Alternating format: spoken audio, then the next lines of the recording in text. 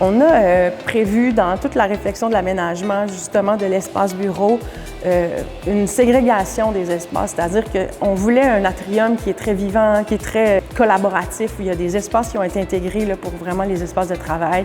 On voulait que justement l'heure d'entrée, il y ait aussi des estrades en bois, donc qui favorisent les échanges, juste le temps de se poser, de réfléchir.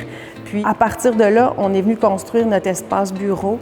Puis on a vraiment positionné tous les espaces d'atelier qui nécessitent plus d'échanges, de réflexion, de discussion avec des collègues près de ces espaces-là qui sont plus bruyants, donc du hall. Et plus on va vers l'arrière, donc l'avant vers la rue de la Vérandrie, on a des espaces qui sont un petit peu plus discrets, des bureaux fermés.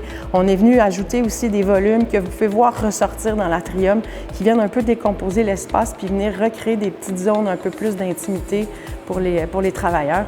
Donc, c'était important pour nous d'offrir des espaces qui sont complètement variés. Donc, on peut travailler dans le bruit tout comme on peut travailler dans un espace fermé, intime, pour se concentrer sur nos idées. L'atrium, on l'a prévu très, très haut. Oui, très vaste, puis avec des espaces pour pouvoir travailler, mais on l'a prévu très, très haut pour que la fenestration puisse venir créer quand même des percées de lumière naturelles. Puis il y a un beau miracle aussi. Des fois, on fait des projets en architecture, on réfléchit des choses, mais on ne pense pas à tout. Mais il y a quand même un point de vue qui est vraiment magnifique au fond là, de la circulation principale qui vient mener une vue qu'on n'a pas souvent à cette île là, sur les montagnes au loin et tout ça. Donc ça, c'est des belles découvertes qu'on fait. Même en tant qu'architecte, des fois, on pense à beaucoup de choses, mais ça ici, c'est une découverte qui m'a beaucoup plu.